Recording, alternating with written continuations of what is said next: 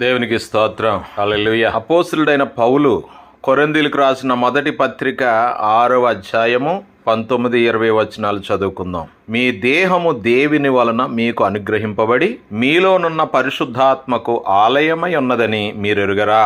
మీ దేహముతో దేవుని మహిమపరచుడి. దేని బిడ్డలారా, ఎవరైనా సరే అద్దం ముందు నిలబడి తమ శరీరాన్ని చూసుకొని ఎంత మురిసిపోతూ ఉంటారో కదా.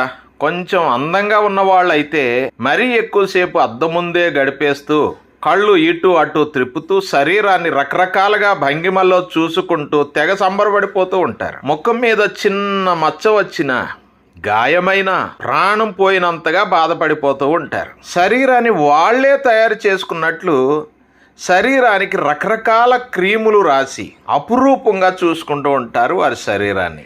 ఈ శరీరమాయలో పడి ఆత్మను పట్టించుకోరు.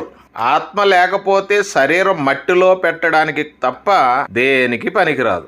యోహాను సువార్త 6వ అధ్యాయం 63వ వచనంలో యేసు ప్రభువారు చెప్తున్న మాట ఏంటో తెలిసిన? ఆత్మయే జీవింప చేయును, శరీరము కేవలము నిష్ప్రయోజనము.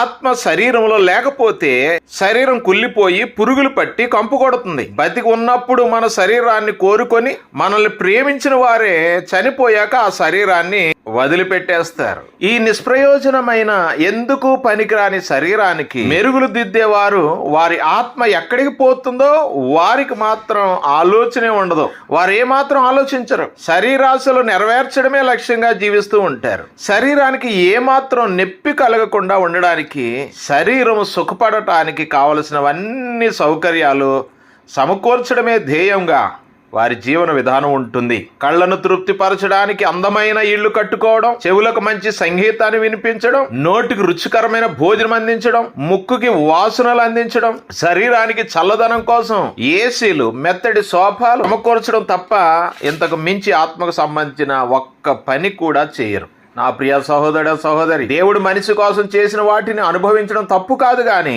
సుఖపడడం కోసమే జీవించకూడదు. ధనవంతుడు లాజరు సన్నివేశంలో ధనవంతుడు తన జీవితకాలం అంతా కూడా సుఖపడినందువల్ల నరకానికి వెళ్ళవలసి వచ్చింది. లూకాసు సువార్త 16వ అధ్యాయం 25వ వచనంలో, అందుకు అబ్రహాము, కుమారుడా, నీవు నీ జీవితకాలం అందు నీకు ఇష్టమైనట్టు సుఖం అనుభవించితివి అని అబ్రహాము ధనవంతుడితో అంటున్నాడు.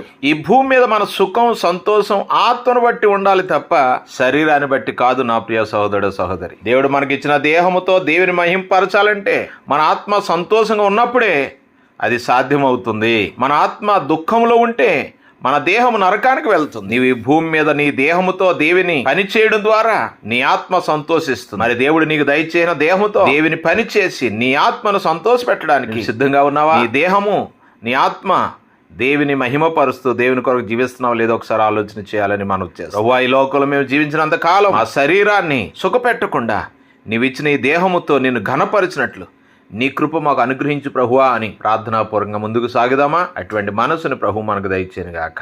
ఆమెన్.